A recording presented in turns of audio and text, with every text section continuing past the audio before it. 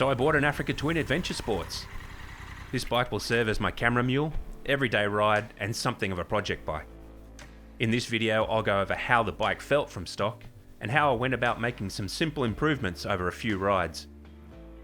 We're going to ride through some epic scenery, we're going to go camping, and I'm going to offer some amazing cooking tips.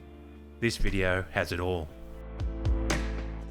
So if you're wondering why I went for an Africa Twin, there are two reasons, and I'm going to go through both of them now. One of them I think is really important, but first of all, I like the Africa Twin. I've ridden the Africa Twin since its re-release in 2016, when the Adventure Sports first came out. When this iteration first came out there, I was at the launch in Australia, and I really enjoy the bike, and I enjoy the challenge and the fun of riding big bikes. I like that, and I think this is a great big bike.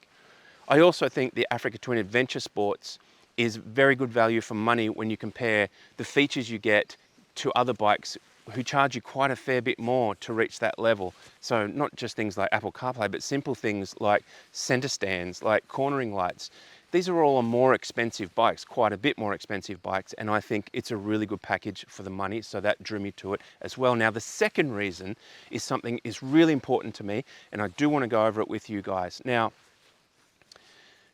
a motorcycle is something of an expression of individuality, and we don't want to boil everything down to, well, you should only have one of two or three bikes, and if you don't, the internet is going to come at you and tell you you're an idiot, which is pretty much par for the course in 2022 and I guess beyond for some years to come. But listen, when I was a kid, I used to draw pictures of the old Honda rally bikes in the Dakar. It sparked my imagination. You know, next to me happy to give up an appendage just to touch Ricky Johnson's CR250 or Damon Bradshaw's YZ250, the bikes that really got me were those early Dakar bikes, and in particular the Honda bikes. For whatever reason as a kid, you're drawn to these things. That was what got me there. For some people it might be the Tenere, for some people it might be the R80 or a Kachiva Elephant, and on it goes. But that was the bike that got me. So when it came time to buy a bike and have it at home, I thought, you know, the best bike for me is a KTM 890 Adventurer or a Touareg 660, the Aprilia. For the sort of riding that I like to do, they're the best bikes for me. But what I wanted was an Africa Twin, and I wanted a big one, and I wanted it for no better reason than it's the thing that sat in there, and this was my opportunity to own one. It seems silly, but that is how motorcycles are often bought. I just want one of those. This was my opportunity to own something that sparked my imagination so heavily back in the day. And I love having it at home. And yes, its name is Murray, and yes, I do say goodnight to it every night. That might be unhealthy, but we have a relationship, and I'm happy and it's happy. So before I did anything meaningful off-road, I did add some protection in the form of Outback Motor Trek crash bars, and I got rid of those horrendous stock tires from Bridgestone. I think they're called Death Donuts. If they're not, that's what they should be called. And I fitted a set of Metzler Karoo 4s, which absolutely transformed the feel of the bike both off and on the road.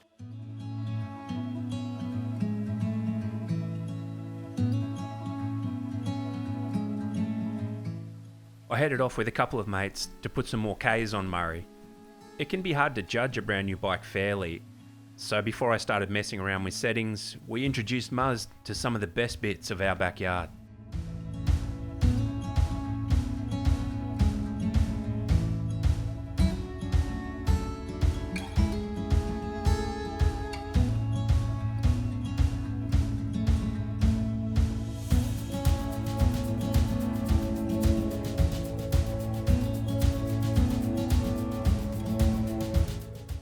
We've been riding together for years now, and still, not one of us can resist the power of a good lookout.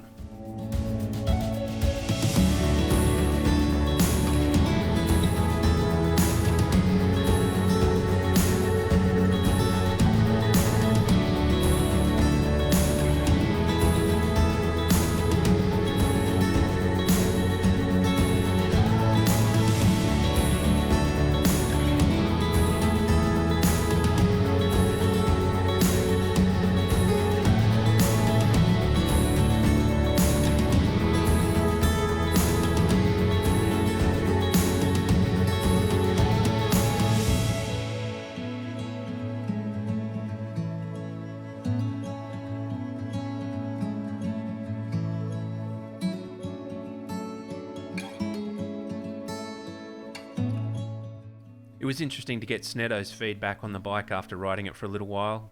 We're similar size, similar speed and skill level. And some of the stuff that I found a little bit awkward he did too. From the really soft suspension to the awkward lever positions. It was time to bust out the big boy toolkit.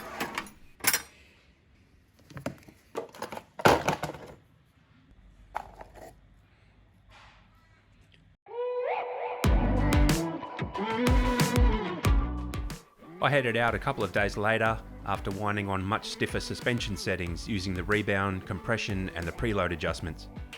It was a bit of guesswork in the shed as to how far to go on each, but the bike felt a lot more stable and balanced straight away.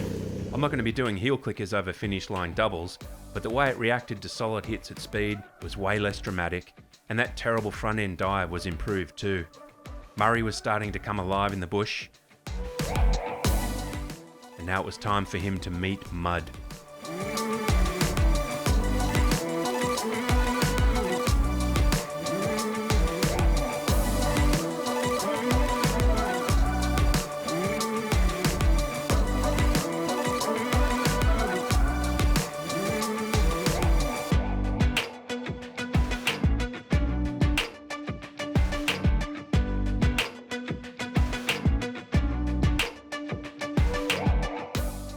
The improved feel made me feel more confident to poke around in random tracks that were rougher than the dirt roads that cut through the forests. I'd never been down this one before, so it was a pretty good find. And I found the bike to be pretty playful in places you'd think it'd be an absolute handful. There are always limits, but I wasn't finding them here. I was pretty happy with the feel so far, and with a few minor adjustments to be made, particularly to lever placements. That gear lever is made for people with hooves, not feet. It was time to pack the bike and take Murray on his first camping trip. The Giant Loop Siskiyou soft panniers are my absolute favourite big bag solution, while the ever-faithful Fandango tank bag goes with me everywhere. My wife is big on me staying hydrated while I'm riding, and it's something I always forget to do, so she has a good point. Hence, 1 bottle of water, 2 bottles of water. Except on this ride, I've got something of a little bit of a different idea. I'll stay hydrated. For schnizzle, I'll stay hydrated. With a bit of Snoop Dogg grape juice, I'll stay hydrated. The morning of a ride is always exciting, and this one was picture perfect, with not a single kamikaze kangaroo in sight. I had a route made up of mostly tracks I've never ridden, covering about 1,000 kilometres, with a night of camping under the stars splitting the 2 days.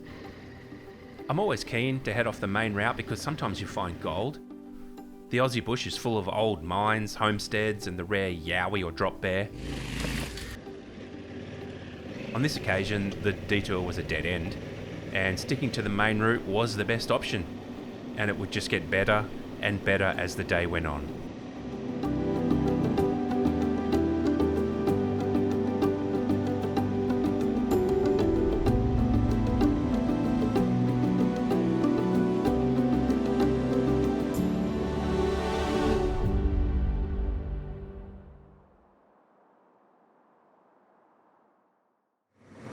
So we're coming up to a property here called Riverwood Downs, just there. And Riverwood Downs was some years ago the site, the staging of the Australian 4-day Enduro, the prestigious Australian 4-day Enduro, the A4DE. It was an amazing place to hold the event, some great tracks in this area.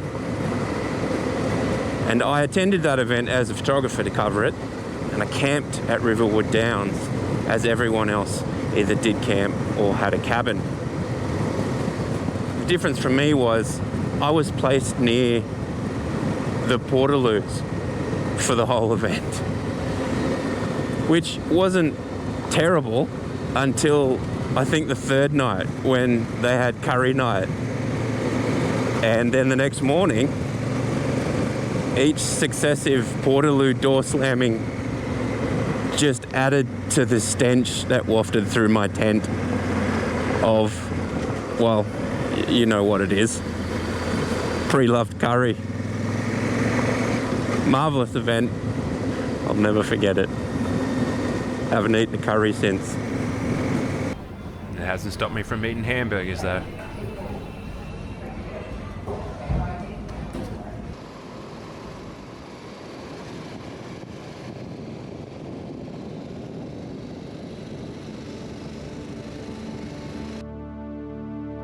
There's a fire inside and I just can't hide it. There's a fire inside and I just can't fight it. Ooh.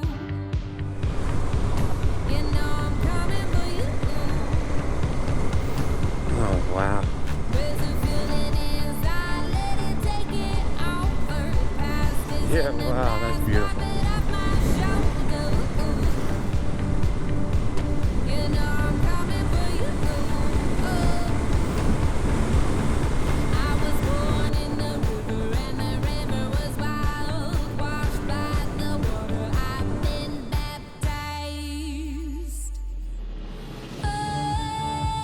Oh, out of the ashes I'm rising like a phoenix.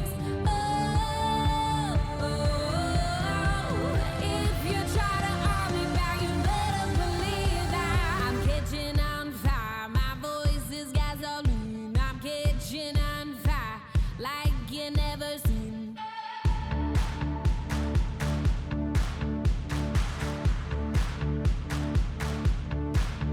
There's a burning in my soul like a southern preacher. I can feel it boiling up like a new believer. You know I'm coming for you.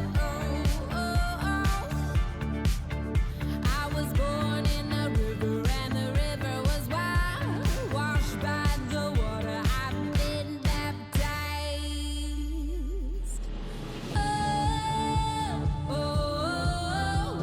Out of the ashes I'm rising like a phoenix.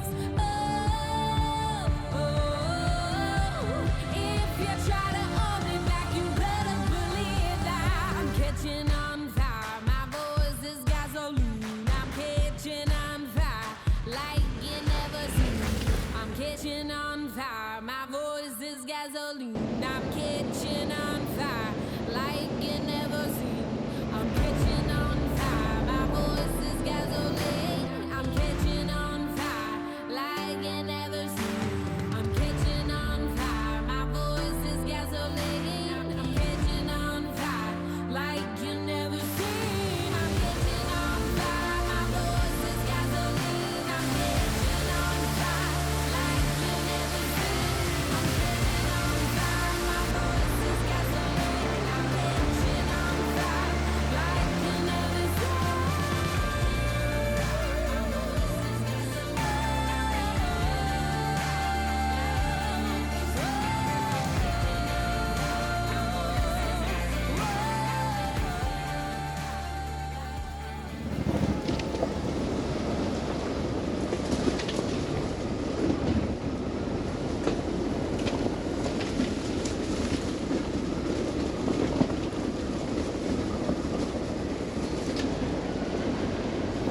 Eventually, I came across a track that you could tell hadn't seen visitors in a while. It was overgrown, the leaf litter was deep, and there weren't any tyre tracks. Sometimes, this can mean there's two-wheel heaven awaiting, and you could return home with a story of a trail to glory.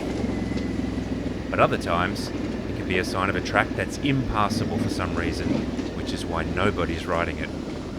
And that's what I found. Uh-oh.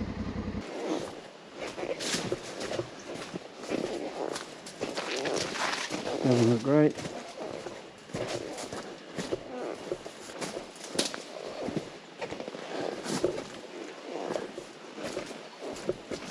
So, this is a conundrum. This way is pretty much the only way I can come. And this landslide's wrecked the track. But I think I can get down and around that tree on Muzz, but if I can't get much further, coming back up won't be that easy on the big dude. I think I might regret this. Well, I've had a good look at it, And honestly, it's not worth trying it. Muzz is not made for that kind of trail. If I was on a 701, yeah, but getting down I think would be all right, but if it's blocked, worse or just as bad and I have to turn around, come back up, I don't think I'd get Muzz up. It might sound strange, but I was kind of proud of myself for not doing something stupid, which is my default reaction to most situations. There was only one other route out from the way I was headed in the first place, and while it added quite a few Ks to the day, it was actually a pretty good ride out of there, which I saw as a reward for me not doing something stupid for once.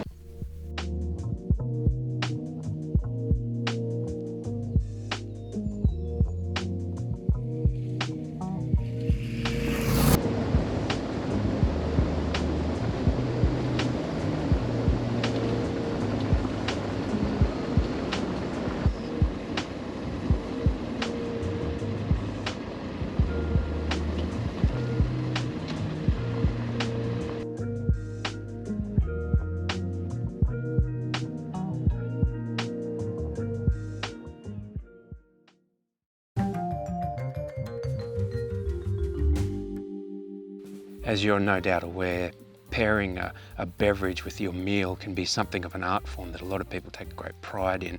You slave over the stove all day to cook a beautiful meal of spaghetti bolognese.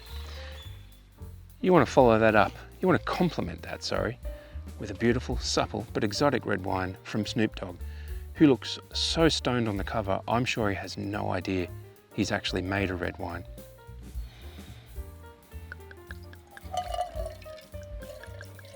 Gotta air it.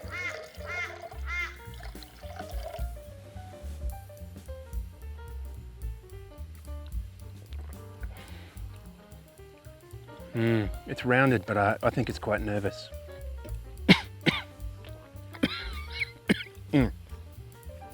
Quite punchy. How are we looking in there? Oh, good God. I know what a soiled nappy looks like.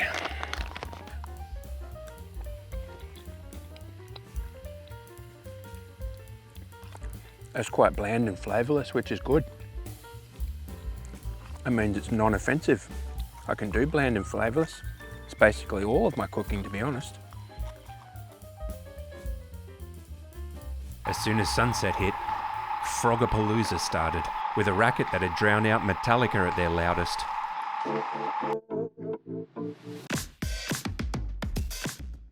But in the morning, I was blessed with yet another perfect day for riding.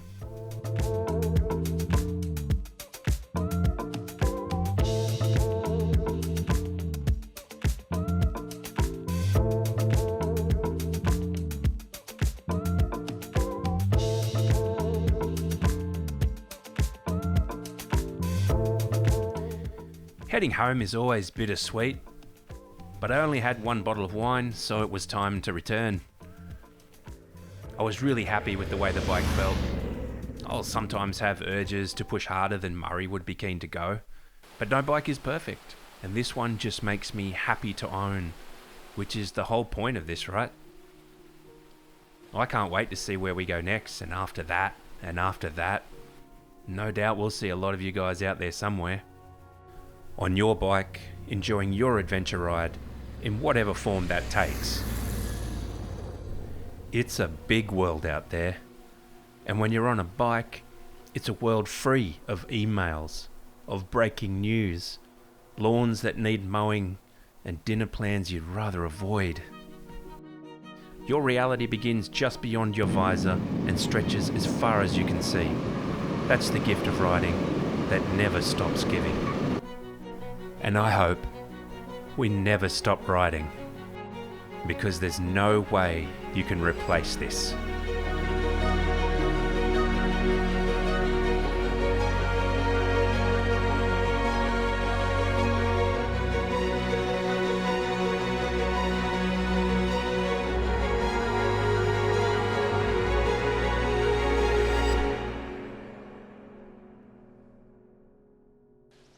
Because I feel it in my loins.